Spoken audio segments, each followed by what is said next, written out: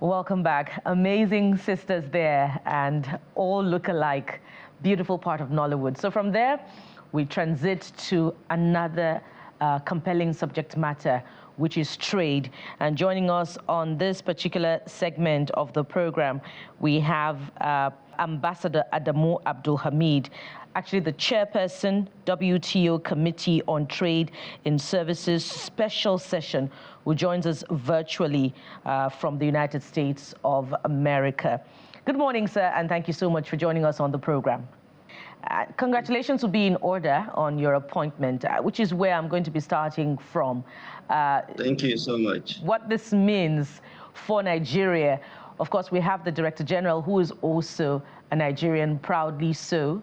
Nigeria shows off her, contribution to the world in that space, and with your appointment as well. So let's start from there. Talk to us about that. Thank you so much.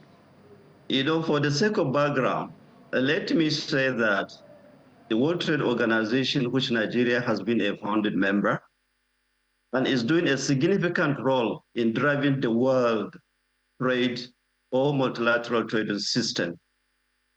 The appointment is a recognition for excellence by Nigeria, and it is a recognition also by the international community of the present administration of Nigeria under President Bola Ahmed Tinubu.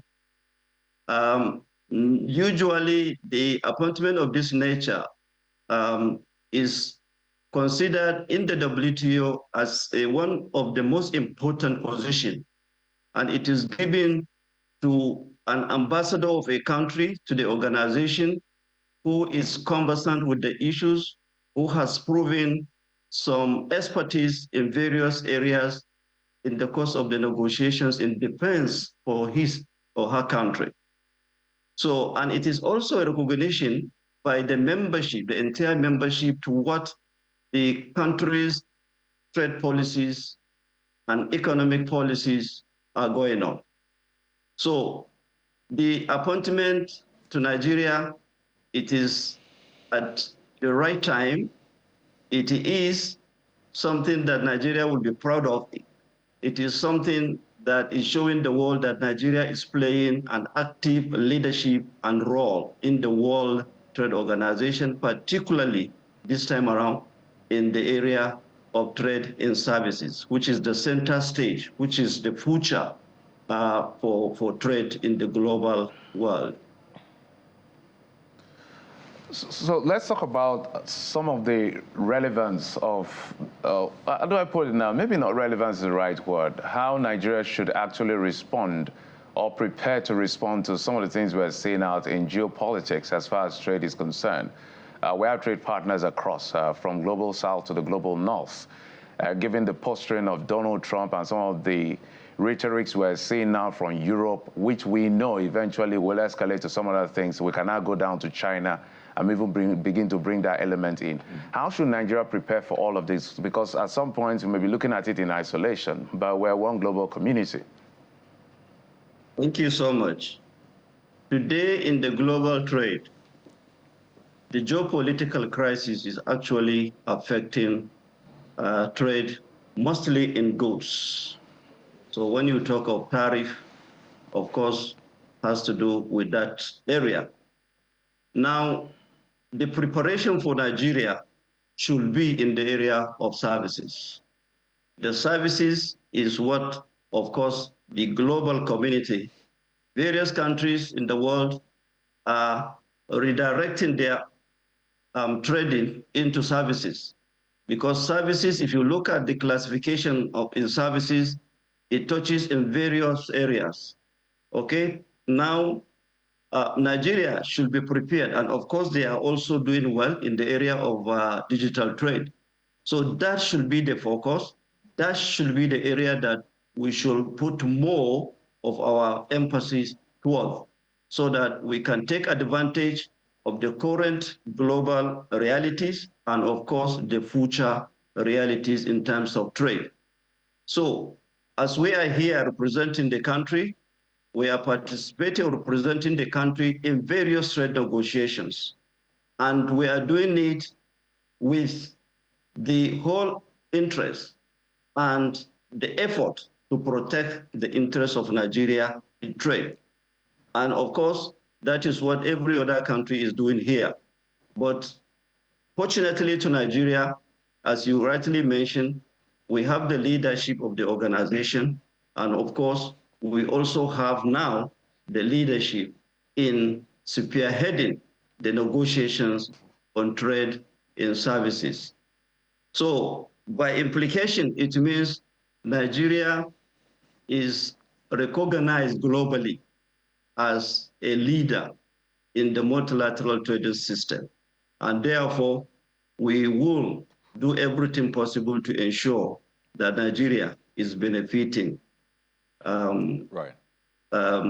more and more in the area of international trade. So let's get to the heart of it, or let's get deeper into the heart of it, almost like an invasive surgery right now. So U.S. President Trump with the tariffs, China condemning the tariffs, of course, being impacted a lot by these tariffs. And the WTO plays a huge role amidst all of that. So I wonder, how is the organization internalizing all of this? I wouldn't say you have some sort of mediation role to play, but clearly you have to ensure that global trade across the world is facilitated and is moving as it ought to move. But with the introduction of these tariffs, does it put you in a very difficult position, with China also saying, well, this is not right? Of course, there's the role of Nigeria in all of this, or maybe Nigeria doesn't have a role. You could tell us, but how is this all playing out globally and for Nigeria, Ambassador? Well, thank you so much. You see, the World Trade Organization, or I can say the multilateral trading system, is governed by principles. And in these principles, we have what we call most favored nation, and of course the national treatment and transparency. So what is playing out now is really affecting what we call the most favored nation treatment. Because by implication, every member of the World Trade Organization is supposed to be given equal treatment to all members in terms of most favored nation, the exports, the import, and so on.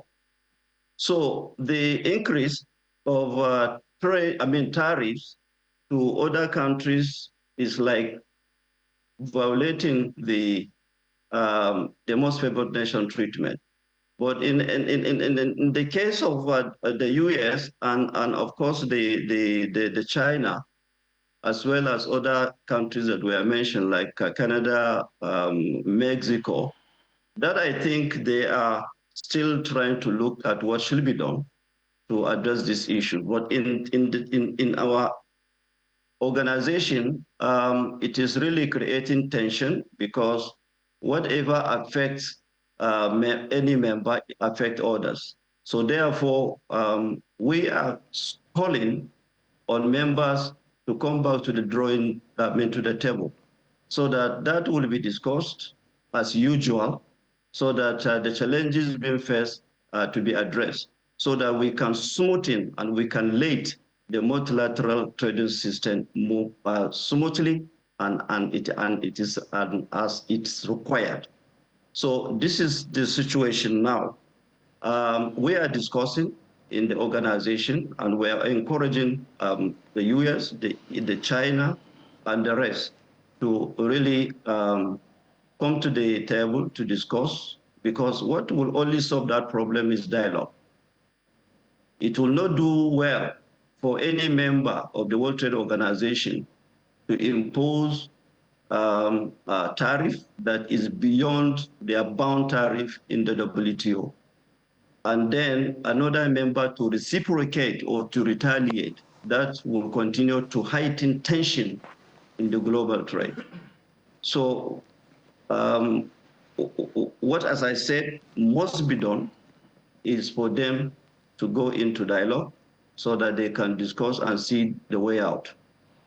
But beyond calling on these countries to come to the table to negotiate, what exactly is happening to the WTO panel that settles such trade disputes? I believe that there are reports that China has lodged a complaint. There are concerns that the panel is unable to function.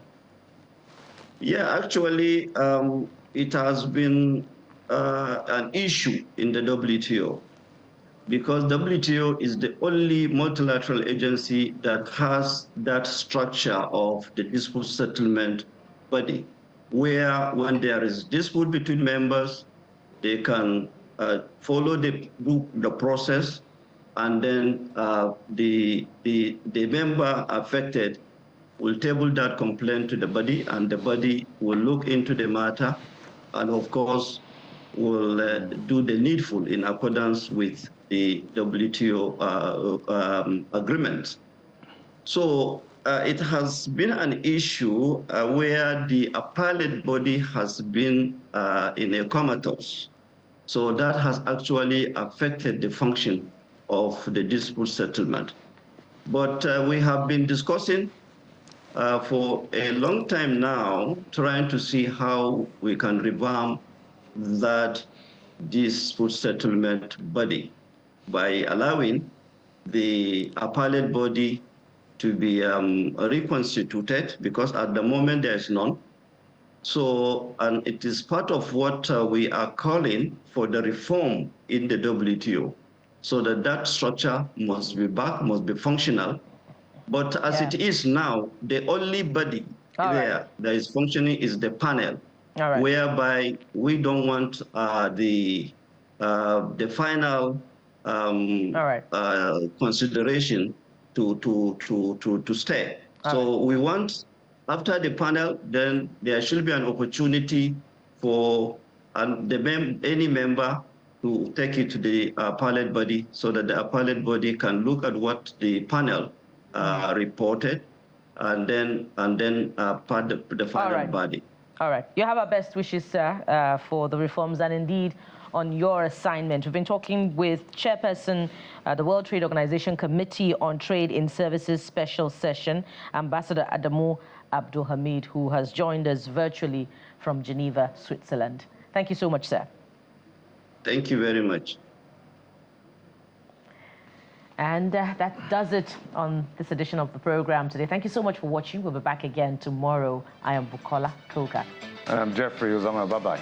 I'm Kayadoki Kilo. Sunrise Daily is next. Have a great day ahead.